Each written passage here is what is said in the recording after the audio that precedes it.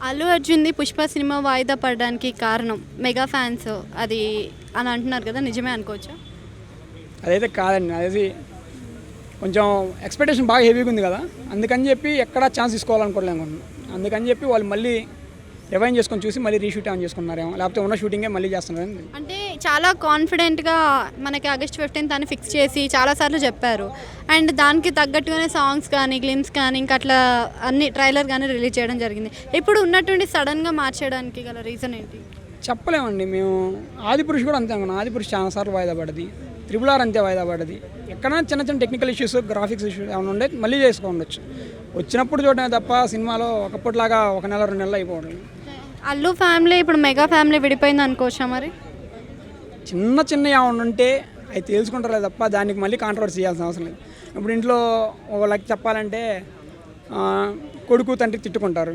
ఇంక అయిపోయిందిరా మీ నాన్నకి నీకు తీసేసి బయటకు వచ్చేసే అంటారు. ఆయన ఏమైనా ఉంటే ఉండొచ్చు, కానీ అదేసి అంత నెగిటివ్ లేదనుకున్నాను. అయితే మనకి శిల్ప రవి రెడ్డి దగ్గరికి వెళ్ళినప్పుడు వెంటనే నాగబాబు ట్వీట్ చేశారు. మరి ఇప్పుడు ఇంత కాంట్రవర్సీ అయ్యి ఇంత డిస్కషన్ అయినాక కూడా మెగా ఫ్యామిలీ నుంచి ఒక్కరు కూడా స్పందించలేదు కదా, మరి ఎందుకని?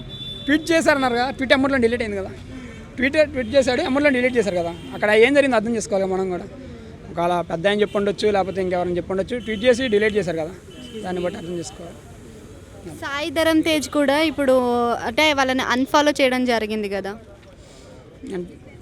నిన్న దాకా ఇన్స్టాగ్రామ్లో నేను మా ఫ్రెండ్ని ఫాలో అయ్యా, ఇప్పుడు తను అన్ఫాలో కొట్టా. అండ్ ఇన్ని రోజులు లేదు, ఇన్ని రోజులు లేదు కదా, సడన్గా ఇప్పుడు ఏంటి అది తెలియదండి. లేకపోతే ఎవరైనా హ్యాక్ చేసి అన్ఇన్స్టాల్ చేసి ఉండదు, లేకపోతే అన్ఫాలో కొట్టుండొచ్చు, లేకపోతే ఆయన కొట్టుండొచ్చు. సరే, ఇప్పుడు అది ఫేక్ న్యూస్ అయినప్పుడు సాయి ధరమ్ తేజ్ ఒకసారి కూడా స్పందించలేదు కదా దానిపైన, ఫేక్ అని. కాంట్రవర్సీ చేయడం ఇష్టం లేదండి వాళ్ళకి కూడా. దాన్ని కాంట్రవర్సీ చేసి అది ఫేక్ కాదు అని అంటే నార్మల్ అయిపోద్ది కదా. ఇప్పుడు ఒక విషయం గురించి మనం మాట్లాడుతూ ఉంటే ఇంకా అది ఇంకా ల్యాగ్ అవుతూ ఉంటుంది, కాంట్రవర్సీ అవుతూ ఉంటుంది. మనం మాట్లాడితేనే ఏదో అలా ఉంటుంది. ఒక ఫ్రెండ్తో ఆర్గ్యూ చేస్తుంటే మనం చాలా ఆర్గ్యూ చేసుకుంటూ ఉంటాం.